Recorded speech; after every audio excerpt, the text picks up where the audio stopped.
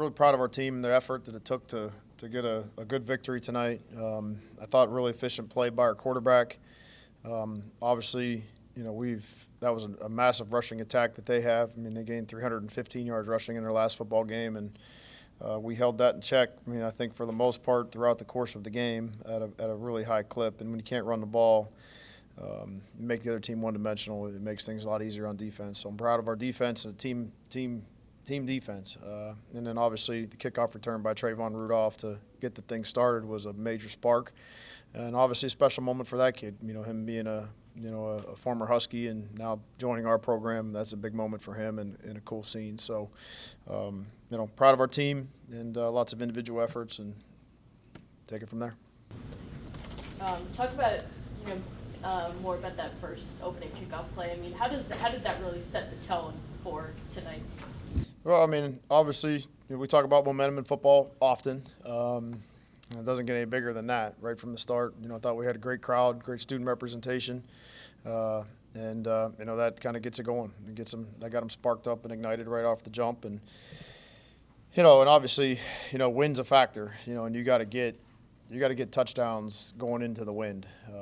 We found ways to do that tonight too. So I mean, obviously, big spark right there to get started. And obviously, you mentioned the running game, but 42 combined rushing yards from the two running backs for NIU that had over 100 last game.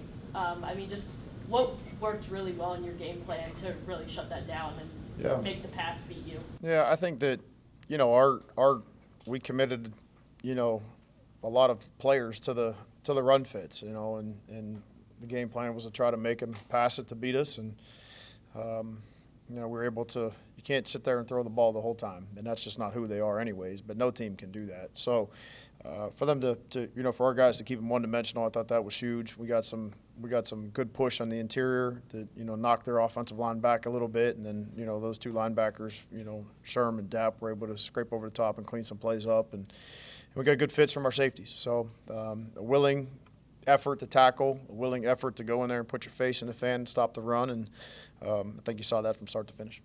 And then just talk about the impact of having Chip back in this offense. I mean, just even when he doesn't have the most rushing yards, it seems like he makes an impact for this team, and season high in receiving for him tonight. I mean, just how does he make your offense that much more dynamic?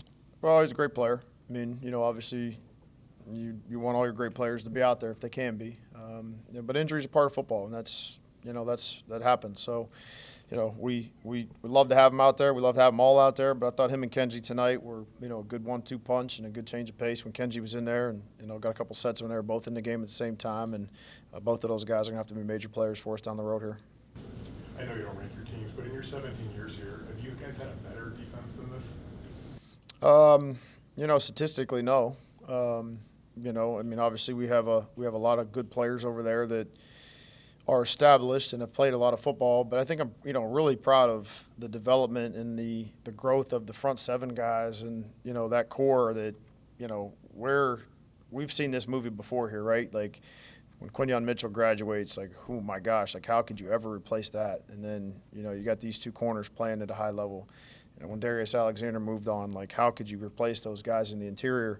And you got guys that are waited patiently for their turn to play behind them.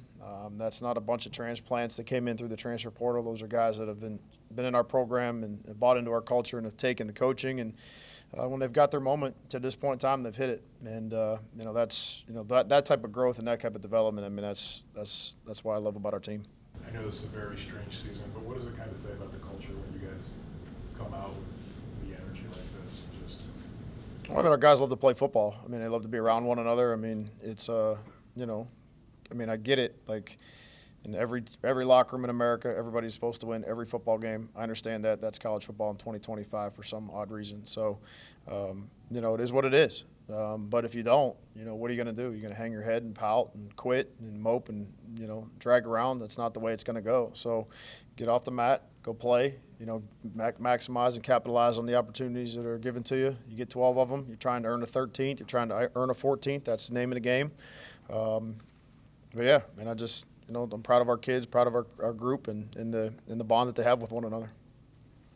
Over 300 yards passing. Northern Illinois hadn't allowed that many passing yards in 34-some games.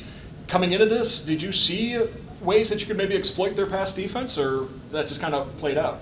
Well, I mean, their two starting corners didn't play last week, and they were both they're back playing tonight. So when they're at full strength and they got all their guys in there, it's a good pass defense.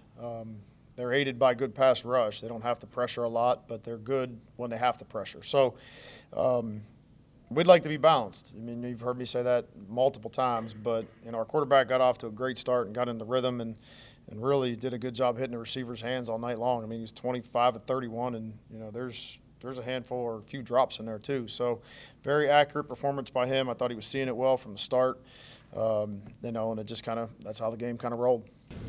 In 40-degree weather, could you ever imagine going up to the top row of the glass bowl, taking off your shirt and waving it over your head? Depends on what stadium I was in and what time of year.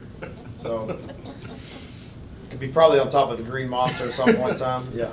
Did you notice all those kids up there in the one corner doing that shirtless thing? I saw them. I was going to be really impressed if they were back in the fourth quarter, but they didn't quite make it past halftime. You have these kind of midweek games, little mini bye.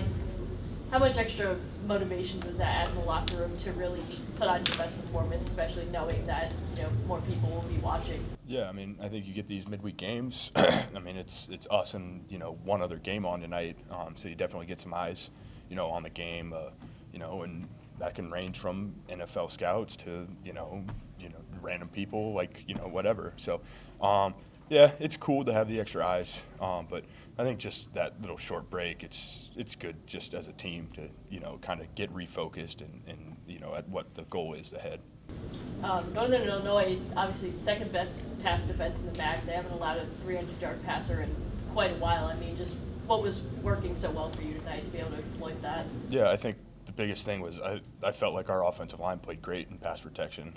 I mean, there was times I felt like I could just sit back there.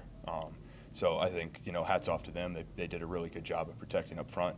And then, if we can protect, like, we've got guys that can run all over the field, like, can't cover them forever.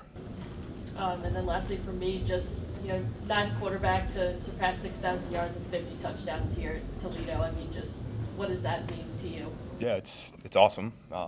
This place has provided me a lot of opportunity, and I'm glad that I've just been able to be a part of this program and be successful in this program. 25 completions, you spread it around to quite a few guys, including Chip Tranum, 6 catches out of the backfield. What does that add to the attack when you can have a running back leak out and be a weapon in the passing game as well? Yeah, I mean, he's not going to be, somebody who takes the top off the defense for, a 50-yard pass, but, I mean, we were throwing it to him in the flat, and he was getting 8-9 yards a pop. And so that's nice. You're playing 2nd and 8, and you throw it to the flat, and he gets a first down. You can do that, then you really start to get in a rhythm. Going into the fourth quarter, I think you were early fourth quarter, you're over 300 yards passing, but under 100 yards rushing. It evened up a little bit there in the fourth quarter, but should it have been more balanced, or is that just kind of the way things played out? I mean, we were moving the ball offensively. I mean, we scored 28 points in the first half, and obviously 7 of those came from a kickoff return. But I mean, we played well offensively in the first half, and pass game was working, so we're going to keep passing it. And it's not like the run game wasn't working. You're still getting good chunk, 4 or 5 yards a carry, there at times. So. How nice was it to get so many people involved? I think you had 20-plus yard passes to 5 different guys. Yeah, I think that just speaks to the depth of our team. We've got a bunch of different guys that can play at a bunch of different positions there, wide out, and even in the backfield, both of the Kenji and Chip can catch the ball and run out of the backfield. So just kind of speaks to the depth of our roster. First tackle for loss, first sack of the season. How did it feel to make such an impact in the backfield tonight? It's an exciting feeling. Nothing like it. Many more to come. I'm sure a big emphasis this week was stopping NIU's run game. Obviously, they had over 300 yards last game, but you guys held both their running backs to 42 combined yards. I mean, how effective was the game plan tonight? And just, what was it like to stop the run like that and really force them to beat you with the pass? Biggest thing coming into the game was stopping the run, like as you said, stopping the run, out physical them. And we did just that, play 11 as one, so we did our job. And then, you've been on this team for a lot of years now. What makes this particular defense so fun to play on? Just playing with the guys. I feel like we always had a good defense every year, you know. But this group of guys, you know, like we click more, like, because we always played together. So it's always a good team. Coming into the game, Toledo was 7th nationally in stop rate. Is that a statistic you guys pay attention to? What are the statistics you guys are looking at? Is it just points that you're looking at? Not really. We just go week to week. We don't really get caught up in the social media and stuff like that.